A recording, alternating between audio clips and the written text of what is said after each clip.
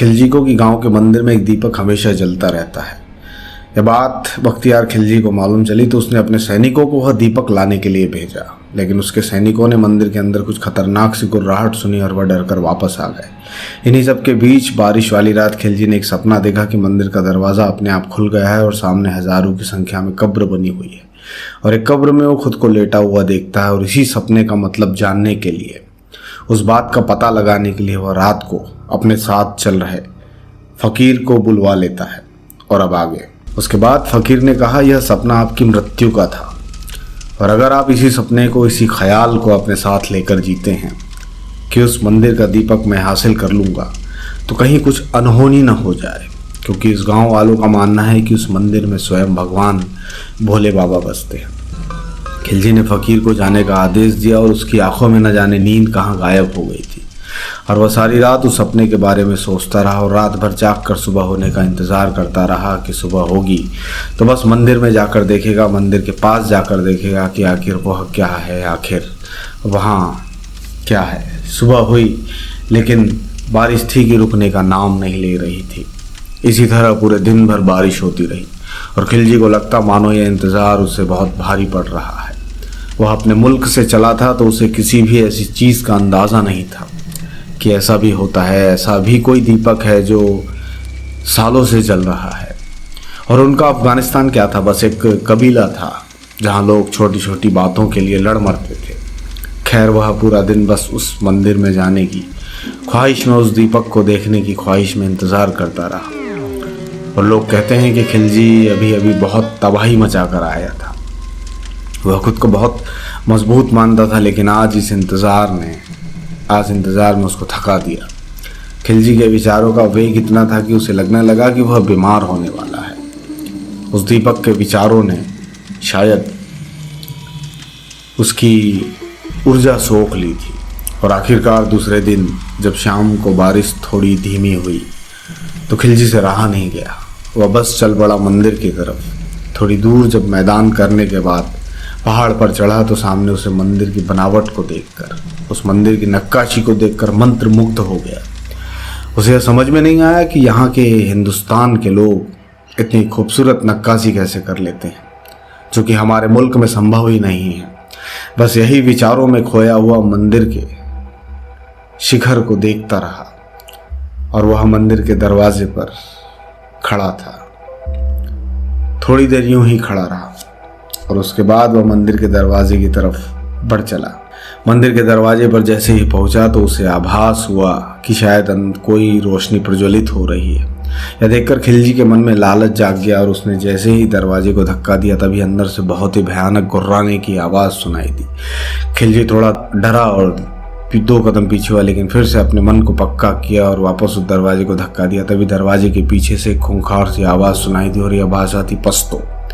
अब खिलजी को मानो काटो तो खोने, वो दंग रह गया कि कैसे उसके कबीले की भाषा या मंदिर के पीछे वाला शख्स जानता है। और उस खूंखार आवाज़ में खिलजी को चेतावनी दी कि यहाँ से चले जाओ, इस मंदिर में तुम्हारा प्रवेश निषेध है, अगर तुम नहीं मानोगे तो जल्द ही तुम्हारी मृत्यु निश्चित है।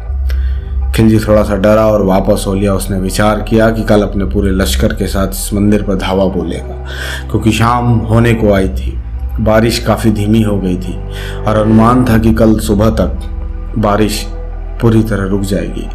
दूसरे दिन जैसे ही बारिश रुकी, बारिश पूरी तरह शांत हो चुकी थी। खिलजी अपने लश्कर के साथ जैसे ही उस मंदिर की तरफ बढ़ा, उसे पता नहीं क्यों अपने आप में आभास हुआ यह वह कि गलत करने जा रहा है, लेकिन उसने अपने मन की बात को पूरी तरह से नज़रअंदाज कर दिया और चल पड़ा मंदिर के दीपक का हरण करने। जब खिलजी और उसके सैनिक मंदिर के सामने पहुंचे तो खिलजी ने आदेश दिया कि मंदिर के दरवाजे को तोड़ दो, लेकिन यह क्या, जैसे ही सब लोग उस मंदिर के दरवाजे के सामने पहुंचे और दरवाजे को खोलने की कोशिश की, तभी दरवाजा अपने आप खुल गया और खिलजी ने जैसे ही अंदर गर्भगृह में झांकने की कोशिश की, वो देखता है कि सामने सिर्फ थोड़ी सी राख दिखाई दी। उसे उस दीपक का कहीं अता पता नहीं था। कल रात जब वह मंदिर के दरवाजे के बाहर खड़ा तो उसने देखा था मंदिर अंदर से जगमगा रहा है, लेकिन यह क्या, उसे चारों तरफ कालिक ही कालिक दिखाई दी। खिलजी को लगा उसे किसी ने मूर्ख बनाया है। किसी ने ठग लिया है।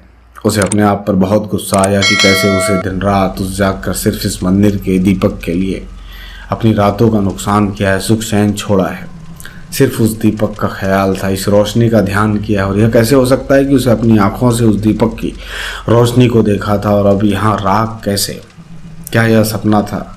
वो दीपक कहाँ गया? यह देखना था कि खिलजी का गुस्सा 7वें आसमान पर पहुंच गया और उसने आदेश दिया कि इस मंदिर को पूरी तरह मिटा दो। और उसके सिपाहियों ने उसके हुक्म की तामील की और उस मंदिर को पूरी तरह से उजाड़ दिया। और आज भी जहाँ इतिहास बताता है कि यह मंदिर था, वहाँ उस मंदिर के सिर्फ कुछ निशान तक नहीं है और लोग हैं कि उस खिलजी को फकीर मानते हैं। खैर, हम अपनी कहानी में आगे चलते हैं। उसके बाद खिलजी उस मंदिर को खंडहर करने के बाद, तहस नहस करने के बाद अपने रास्ते में आगे की तरफ अपनी जीत की यात्रा पर चल दिया।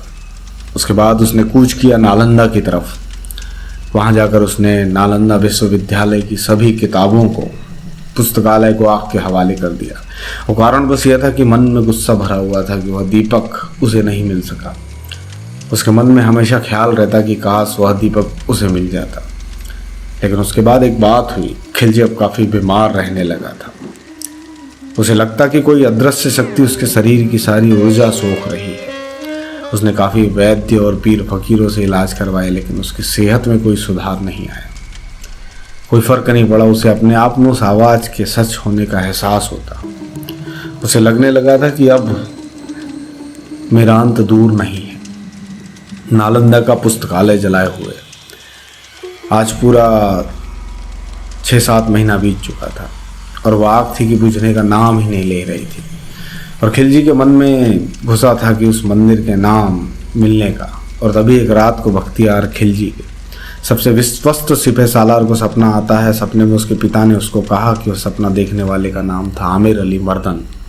उसे सपने में उसके पिता ने आदेश दिया कि जिस शख्स ने मेरे आराध्य, मेरे खुदा का घर तोड़ा है, तुम उसको उसके किए की सज़ा देकर आओ।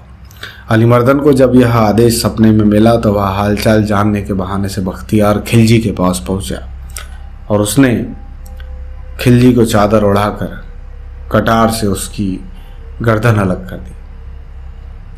लेकिन आज भी यह कोई नहीं जानता कि उस मंदिर के दीपक का क्या हुआ और उस मंदिर के अंदर से आने वाली वह आवाज़ किसकी थी। और आज भी यह सवाल बना हुआ है कि जो रोशनी बाहर तक दिखाई देती थी, क्या सच में वह मंदिर के अंदर दीपक की रोशनी थी या कुछ और? क्योंकि यह बात आज भी कहानियों में प्रचलित है कि वहाँ पर एक रोशनी वाला जगमगाता हुआ शिवालय हुआ करता था।